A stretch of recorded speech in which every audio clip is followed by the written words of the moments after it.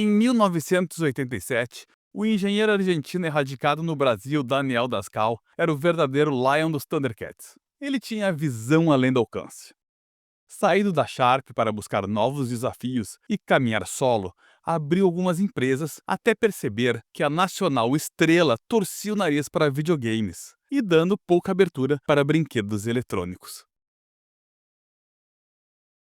Eu sou o Pablo Prime, jornalista, repórter, produtor, apresentador, podcaster e nunca tive um Master System, mas babava no do meu amigo. E hoje tem novidade por aqui. Eu realizei um desejo antigo que tinha desde que comecei esse podcast, que era ter um site.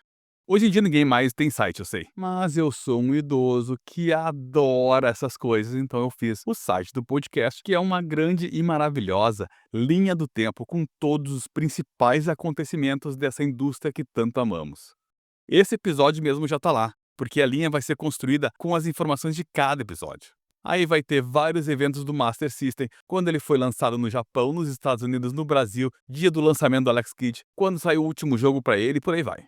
E não é só desse episódio, tá? São todos, e eles já estão todos lá catalogados. Também tem uma seção chamada Propagandas, em que eu subi algumas propagandas dessa época e que eu tinha nas minhas revistas daqui. E eu sei que tem muito site com isso, mas eu botei as minhas lá, tá bom? Se tu quiser, eu posso subir as suas. Nada de copiar de outros sites, pelo amor de Deus. Me manda por e-mail, tá? A dita história do videogame, @gmail.com.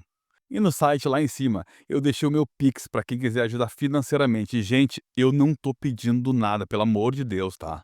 Doa se quiser, o quanto quiser. E assim, com certeza eu não vou dar nada em troca por isso, eu já deixei isso bem claro. O meu custo atual com esse podcast é de apenas R$ 150, que foi do registro dele por 3 anos. Então, por 3 anos eu gastei 150. Ele tá hospedado num servidor de graça. Eu que fiz todo ele, por isso que demorou. E assim como eu que edito, eu que pesquiso os temas, eu que compro tudo. Eu tô falando isso porque eu quero que, se você quiser me ajudar mesmo, que seja primeiro de coração. E segundo, que não tenha nada mais legal pra tu gastar o teu dinheiro do que no meu podcast. Não renuncia nada por mim, pelo amor de Deus, tá? É muito mais importante a tua divulgação do podcast que o teu dinheiro. Porque hoje a gente tem um alcance muito pequeno. Volto a dizer, quando eu saí do Twitter, o meu alcance ficou 3 vezes menor. Por algum motivo eu tenho 3 vezes menos visualização do que eu tinha. Então eu preciso principalmente que você compartilhe isso nas suas redes sociais. Ah, e eu falei, não disse o endereço do site, né? Mas isso é bem óbvio. A dita história do videogame.com.br. E agora sim, você está ouvindo a dita história do videogame. Em 18 de setembro de 87, nasce a Tectoy, de tech, de tecnologia, e toy, de brinquedo em inglês.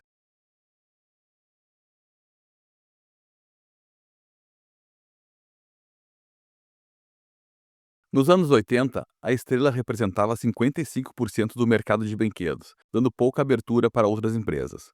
No entanto, como já comentei em episódios anteriores, a gigante da diversão não gostava muito dos videogames. Ela acreditava que crianças tinham que ficar na rua, na companhia de amigos, e não trancado no quarto, na frente da televisão. Vendo a principal companhia focada no público infantil virar a cara, Dascal, que diferente, era apaixonado por tecnologia, viu aí uma grande oportunidade de negócio: abocanhar justamente o meio em que a futura rival não tinha interesse. E foi assim, em 18 de setembro de 1987, que nasceu a Tectoy, Tech de tecnologia e Toy de brinquedo em inglês. Como um barco não navega sozinho, era hora de puxar seus conhecidos e grandes profissionais da época para bordo, como o Stefano Arnhold, oriundo da Sharp, um figurão muito, mas muito importante para a Tectoy, e que começou como diretor de marketing da empresa e posteriormente se tornou até CEO. Em 1988, Dascal falou à Folha de São Paulo que percebemos que as crianças de hoje têm de desenvolver, ao lado da parte lúdica, a familiaridade com algumas ferramentas de tecnologia. A ideia a transmitir é a de preparação dos filhos para serem a geração do ano 2000.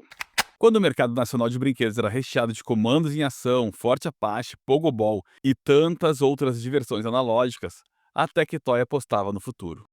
Em 88 nasce a primeira parceria com a Sega, mas nada de videogame ainda.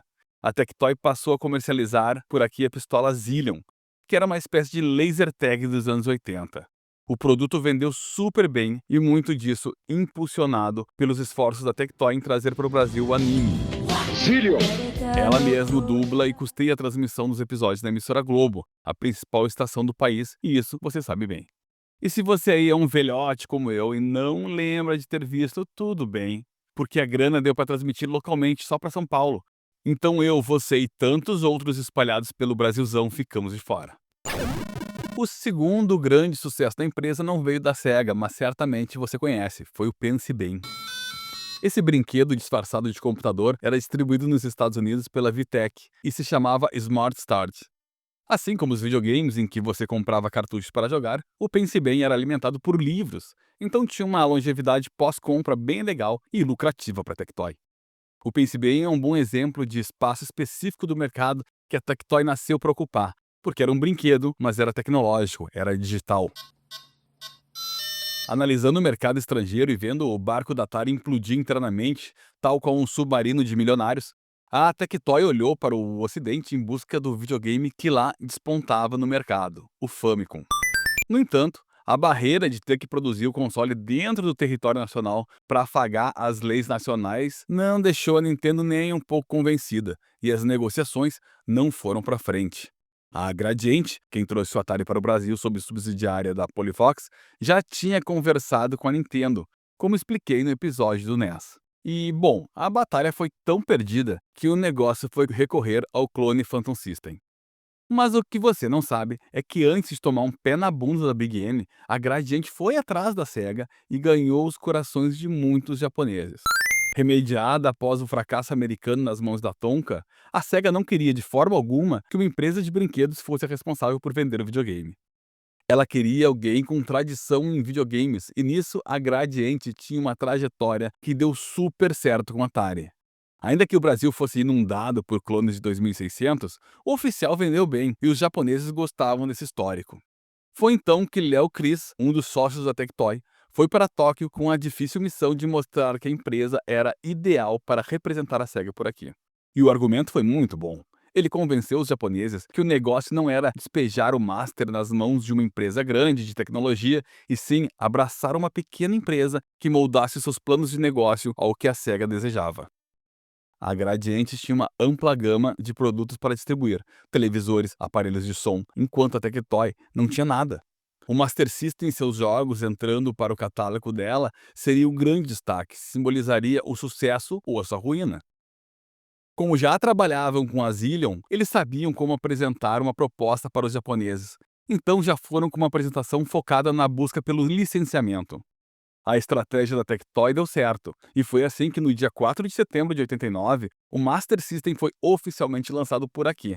Sim, como de praxe, chegou atrasado.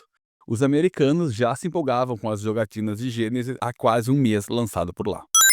Vale destacar que o Master System era fabricado aqui mesmo no Brasil, na nossa querida Zona Franca de Manaus, o que se adequava à nossa lei de reserva de mercado. Até vou aproveitar esse momento para trazer algumas curiosidades que foi essa fabricação nacional. O plano original era lançar em agosto, um mês antes. O problema é que produzir um console por aqui sempre foi um desafio, ainda mais quando os japoneses não ajudavam. Até hoje o Japão é conhecido por ser um país que mantém seus segredos comerciais trancados a sete chaves. E o Master System, mesmo licenciado para a Tectoy, não vinha com manual de montagem. Foi feita uma engenharia reversa até para pegar as medidas e dimensões do console, controle e tudo mais. Tudo para projetar as máquinas que injetariam os plásticos. Era um trabalho minucioso desenvolvido pelos excelentes engenheiros brasileiros que, nesse caso, tinha nome: Luiz Carlos Tichetto.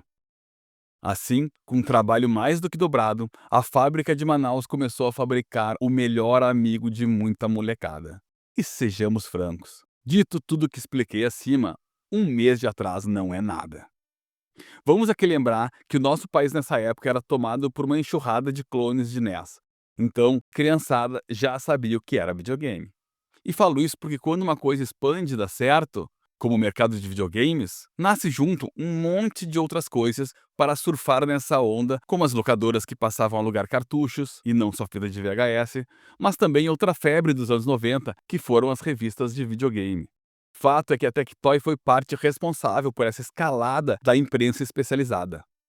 A Super Game, revista especializada nos consoles da Sega, foi patrocinada pela Tectoy.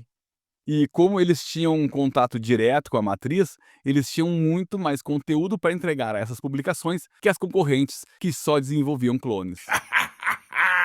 Entregavam futuros lançamentos gringos, data dos lançamentos nacionais, desenvolvimentos que estavam em jogo. O resto vinha basicamente das revistas estrangeiras, mas sem nada de foco no nosso mercado. Claro que não era só informações que saíam da Tectoy. Muitas propagandas também decoravam as páginas das revistas. Apostando alto no retorno que esse tipo de publicação gerava, era normal abrir uma edição mensal da Videogame, Ação Games ou Super Game Power e ver algumas propagandas do Master System por lá. Algumas bem emblemáticas, inclusive. Eu mesmo lembro de um sapo chulé desenvolvida pela agência Fox, que vinha com uma patinha de plástico colada e que tinha uma essência qualquer com cheiro de chulé. Era genial receber aquela revista. Se voltarmos para o lançamento, a Tectoy fez uma expressiva campanha publicitária que eu destaco aqui, numa matéria do jornal Estado de São Paulo de dezembro de 89. Foram necessários $160 mil, 3 dias de filmagem, 4 cenários e um helicóptero. Tudo isso para gravar o comercial de um brinquedo que começa a ser vendido na próxima semana no Brasil. O Master System, lançado pela Tectoy sob licença da Sega. Uma indústria japonesa que lidera o mercado mundial de fliperamas. As despesas com o lançamento, no entanto, não param por aí. Dia 24 de setembro a dezembro, a campanha criada pela Fox Propaganda, produzida pela Evadim Publicidade, exigirá da Tectoy investimentos na casa de $2 milhões para a veiculação do comercial nas mídias eletrônicas e impressas. Como o próprio Estadão destacou em outra reportagem, o Master System era um videogame da terceira dimensão. Eu sei, é geração, mas foi bem comum usar dimensão nas campanhas publicitárias. Embora começasse a desbrochar alguns clones de NES por aqui, eles não divulgavam nada na TV. A única grande campanha de videogame foi da Polivox com o Atari 2600. Então, todos os esforços da Tectoy agora era mostrar como o Master System era superior ao 2600. Graficamente, sonoramente, em tudo. O principal concorrente do Master da Tectoy no Brasil era o Phantom System, na verdade. Existiam outros clones disponíveis, mas a Gradiente era a única com bala na agulha, ou melhor, com dinheiro no bolso, para bancar propagandas de TV e impressas. E ela fazia isso muito bem também, só que focava no videogame como o brinquedo que toda criança quer, enquanto a Tectoy vendia o Master como a central de diversões de toda a família. E financeiramente falando, o videogame da Sega era mais caro que o clone do NES, mas a diferença de preço era relativamente baixa quando comparamos o Phantom com todos os demais clones que tinham menos visibilidade. E a batalha do Phantom era bem mais ingrata também, porque ele não só lutava com o Master de um lado, como também lutava com uma penca de rivais que usavam o mesmo sistema dele e que eram mais baratos. O marketing investido pela Tectoy foi tão gigantesco que um programa chamado Master Dicas passava na TV. Apresentado por um jovem Rodrigo Faro, o programa de 30 segundinhos trazia lançamentos e dicas para o Master System. E se você ficou curioso, busca no YouTube que tem uma penca de episódios lá, até o meu, que eu capturei e subi para a rede social. E aí, turma? O jogo de hoje é Golden Axe, uma incrível batalha dos tempos antigos, onde teremos que ajudar Tarik a resgatar um machado de ouro de sua cidade, Yúria. Decidimos levar os videogames à principal emissora do Brasil, a Rede Globo, em um programa rápido que iria apresentar dicas e dar sugestões de jogos para as crianças. Esse programa era o Master Dicas e era vinculado logo após a sessão Aventura nas tardes da programação. Comentou Stefano Arhold ao incrível livro nacional Master System Definitivo da Warp Zone. E não foi só o Master Dicas que apareceu na TV. O Video Show da Globo tinha o quadro Videogame Show, que era uma espécie de Master Dicas, mas apresentado pelo Miguel Falabella. Agora é hora de Videogame Show da Tectoy. E pela Cissa Guimarães. Eu confesso que acho meio estranho e nada natural a Cissa apresentando dica de videogame. Vamos começar pelo Astro Warrior do Master System. Quando Sonic chegou, a SEGA o posicionou como um personagem rápido, rebelde e inverso do que a Nintendo apresentava. O que caía muito bem no gosto do jovem que pagava de cria do caos, mas foi criado em apartamento. A Tectoy estava sempre em conexão com a SEGA, seja japonesa, na qual negociou os direitos, seja com a americana, que não ia lá muito bem, mas que eles acreditavam que o público de lá era mais próximo do nosso. Foi numa dessas viagens à SEGA of America que Stefano se deparou com a Hotline, um número de telefone que a molecada ligava pedindo dicas e estratégias para aquela fase difícil, e o atendente passava todas as estratégias e macetes. A ideia era sensacional, mas aquilo no Brasil parecia distante.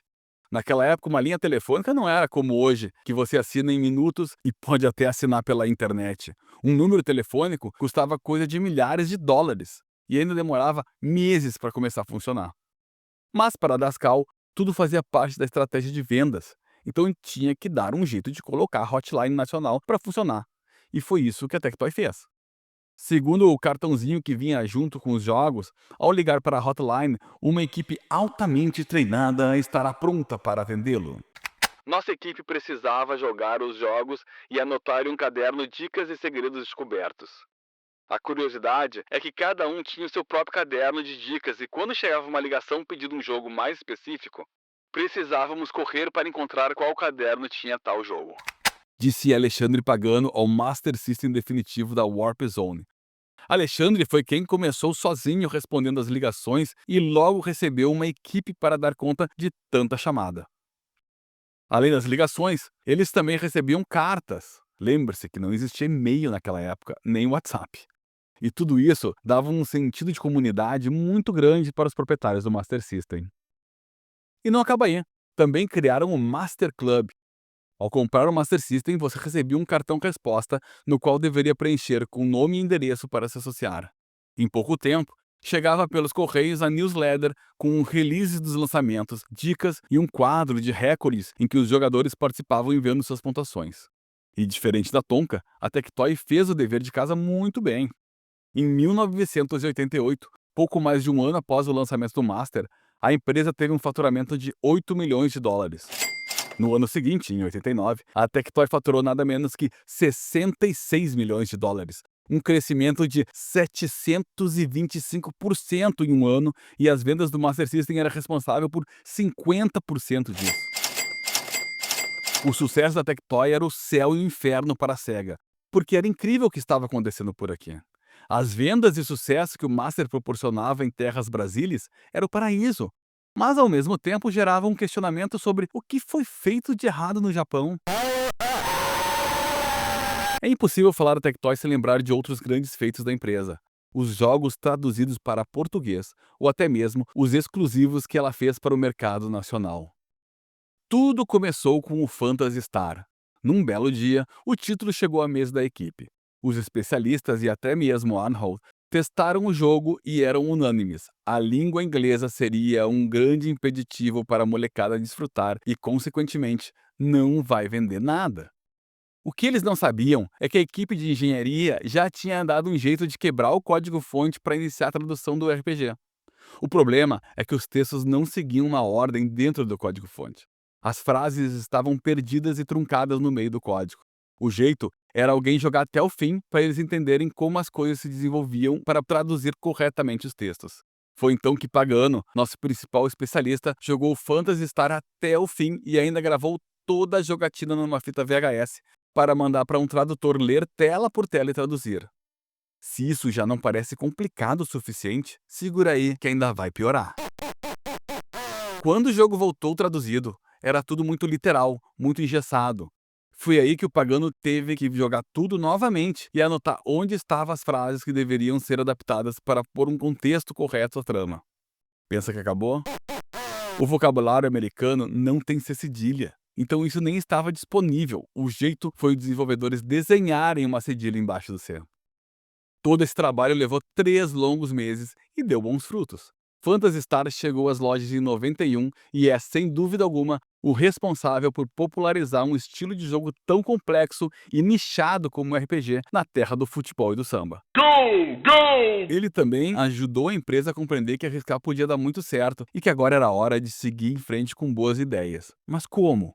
E aí que entra o engenheiro Maurício Guerta, que foi uma mãe para o Master System nacional e que chegou para suprir a ausência do pai, nesse caso, da própria SEGA. E eu explico. A SEGA autorizou a Tectoy a traduzir jogos e até mesmo fazer seus próprios jogos e lançá-los para o Master System. Só que não entregou nenhuma ferramenta para isso, nem mesmo o manual do desenvolvedor. Foi então que Guerta põe a mão na massa e sai desenvolvendo ferramentas que auxiliam tanto na tradução como na trapaça. Na trapaça. Olha esse trecho da entrevista sensacional do Guerta ao Master System definitivo. Quando o processo envolvia trocar imagens por personagens, a primeira coisa que fazíamos era encontrar nas linhas da programação o número de vidas do personagem. Isso acontecia pela necessidade dos desenvolvedores em avançar no jogo sem passar pela famosa tela de Game Over. Dessa forma, eles passavam por todos os textos, todos os sprites para identificar quaisquer imperfeição e assim Guerta usava seu software para fazer uma varredura na ROM e achar o momento exato que aquilo acontecia, sendo assertivo na correção. Esse era o Brasil dos anos 80 e início dos anos 90 nos games.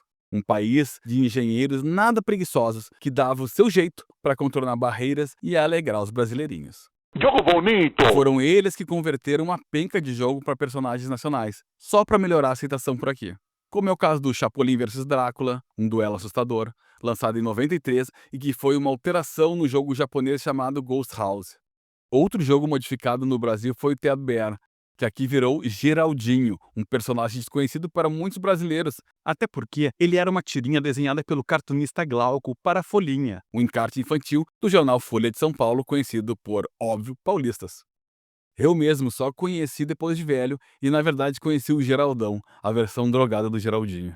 O fato é que o marketing da Tectoy foi grandioso. A busca por aproximar o videogame do seu público rendeu maravilhas que são lembradas até hoje, como o fantástico Mônica no Castelo do Dragão. Lançado em 91, o jogo é na verdade uma adaptação do Wonder Boy em Monsterland. Mas o mais impressionante dessa história é o processo de desenvolvimento. Como a Tectoy não tinha acesso aos kits de desenvolvimento que eu já falei, eles criaram uma ferramenta chamada EdMega, que foi tipo um editor visual para substituir os sprites originais. A história foi totalmente adaptada para o português. Na trama, o Capitão Feio rouba a sanfona mágica, inunda o bairro do Limoeiro com criaturas do esgoto e a Mônica precisa ir ao Castelo do Dragão para recuperá-la. Uma curiosidade dos bastidores: a Mônica usaria uma espada, mas o próprio Maurício de Souza vetou a ideia e a arma foi substituída pelo emblemático coelho Sansão. Em 92, graças ao sucesso incrível, a editora lançou até uma edição em quadrinhos baseada na história do game. E é a de número 64, caso você tenha interesse. Com o sucesso todo, a parceria perpetuou por outros jogos. Em 93, foi a vez de mais um jogo da franquia, o Turma da Mônica em O Resgate. Esse, uma modificação em cima do Wonder Boy 3 The Dragon Trap, e o Turma da Mônica da Terra dos Monstros, que não vou comentar mais nada porque já era no novo Mega Drive. E eu não quero aqui me alongar muito falando de todos os jogos que tem o dedo da Tectoy. São tantos que o episódio teria horas. Mas, em resumo, a empresa não ficou apenas em hacks licenciados. Ela foi além, desenvolvendo jogos originais, como Férias Frustradas do Pica-Pau, em 1996, e a impressionante versão do Street Fighter 2 em 1997 para Master System, que surpreendeu a própria Capcom pela qualidade alcançada em um hardware de 8 bits. E aqui mais uma curiosidade legal. O Street 2 usado foi o do Mega Drive, claro, mas super capado para entrar e rodar no Master System. Só que a SEGA não gostou da ideia e não queria permitir o avanço da conversão. Arnold, agora diretor da empresa, manteve em segredo o projeto e deu continuidade. Ao invés de mostrar o título pronto para a SEGA, ele mostrou diretamente para a Capcom e fez isso de forma teatral. Escondeu o console, plugou um controle de Master System e ofereceu ao produtor da franquia Yoshiki Okamoto umas partidinhas. O japonês não gostou nada do que viu. Então Arnold revela que, na verdade, ele estava jogando o Street Fighter 2 para Master System. E aí pronto, a própria Capcom aprovou a produção do jogo. Essa capacidade de personalizar e criar conteúdo local foi crucial para a Tectoy dominar o cenário de videogames no país. E olha o sucesso aí! A partir de 30 de agosto de 95, o Sega Saturn foi lançado oficialmente pela Tectoy por aqui. Ou seja, esses jogos saíram após a chegada do videogame de 32 bits. Vou ter que pedir desculpa, mas não vou aqui listar a quantidade de jogos que a Tectoy lançou no mercado nacional. Porque eles não apenas adaptavam personagens nacionais a títulos gringos, eles também criavam jogos do zero, como também o já dito Pica-Pau. Eles também portaram jogos que sairiam apenas para o portátil Game Gear e até lançaram por aqui protótipos europeus que nunca viram a luz do dia, como é o caso do Battletoads. Se você quer conhecer mais dessas pérolas, eu super recomendo correr atrás. Tem muita coisa boa para ver. Até o Street Fighter 2, que obviamente é bem duvidoso quando se conhecemos a versão do Mega Drive e até mesmo a do arcade, vale uma espiadinha. Afinal, imagina na época, você uma criança vendo o pessoal detonar no fliperama e descobrir que o seu videogame, sobrevivente do cartucho na era do CD, também tinha sua versão do jogo de lutinha. Acho que para muitos a Tectoy é mais sinônimo de Master System do que qualquer outra coisa. Se for um pouco mais velho, pouca coisa mesmo, sei que vai pensar no Mega Drive. Mesmo assim, você ouve Master System e associa Tectoy. E sabe disso porque o Master foi a caipirinha da nossa vida. Um pouquinho de limão e muita cachaça. Ou melhor, um pouquinho de nostalgia e muito console goela abaixo. Agora vamos viajar no mundo maravilhoso dos consoles comercializados no país, porque até pouco tempo atrás ainda tinha Master System para vender nas lojas. O primeiro foi o que mais comentei aqui. Foi logo quando ele chegou no Brasil em setembro de 89, marcando o lançamento oficial da Tectoy no mercado nacional.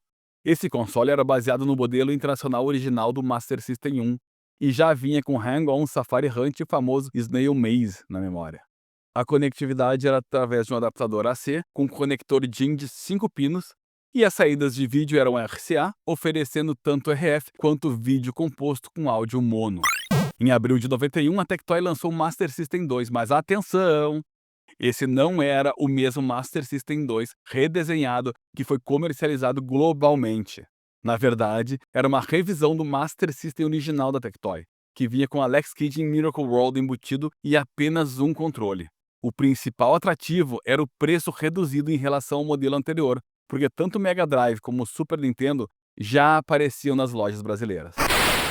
A partir de 92, chegou ao mercado o Master System 3 Compact, que representava finalmente a versão brasileira do Master System 2 Global. Esse modelo era um redesenho mais compacto e com um corte de custo significativo. Não possuía slot para cartão, porta de expansão, saída V ou botão de reset. As primeiras variantes tinham Alex Kidd e Miracle World embutido, enquanto versões posteriores vieram com Sonic. Houve também uma versão rara com Super Futebol 2 embutido. Alguns pacotes especiais incluíam a Hang-On Safari Hunt e uma Light Phaser. Em 1994, a Tectoy inovou com o sistema semi-portátil, o Master System Super Compact e o Master System Girl. Esses consoles não tinham tela própria e precisavam ser conectados a uma TV, mas podiam ser alimentados por 4 pilhas AA. A Tectoy até lançou uma unidade de antena RF para usar sem fio. O Super Compact era preto com um D-pad azul e botões de ação e pausa vermelhos. Vinha com Alex Kidd em Miracle World, ou Sonic the Hedgehog, ou Super Famicom 2 embutidos. Já o Master System Girl era uma variante rosa, direcionada ao público feminino, com as primeiras versões trazendo Mônica no Castelo do Dragão embutido. Os modelos posteriores incluíam Sonic ou Turma da Mônica em O Resgate, como jogo extra. Segundo Stefano, esses modelos foram um apelo da Tectoy quando o mercado do Master System estava encolhendo rapidamente com a popularização da geração de 16 bits. No início dos anos 2000, o Brasil vivia um novo momento. Nosso mercado, antes fechado, agora usufruía de uma quantidade incrível de produtos, seja eles originais, seja pirata. A Tectoy sofreu nesse novo momento, principalmente porque a Sega também não ia bem das pernas. Em 31 de janeiro de 2001, a empresa anunciou que focaria em software e deixaria de produzir hardware.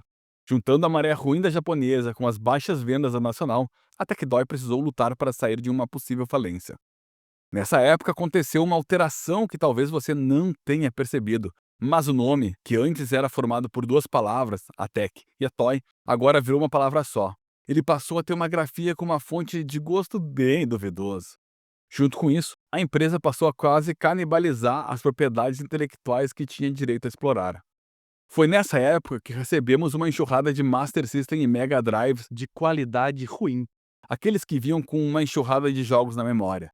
Só que além da baixa qualidade, tem mais uma coisa que explica os jogos virem na console e não no cartucho: a falta de jogo fora do console. Nos anos 2000, você lembra de alguma loja que vendia cartuchos ainda? Se vendia, era depósito encalhado. A Tectoy mesmo não tinha o mesmo prestígio para distribuir cartuchos de um sistema ultrapassado. Então o jeito de continuar na luta era lucrando com a venda do aparelho mesmo.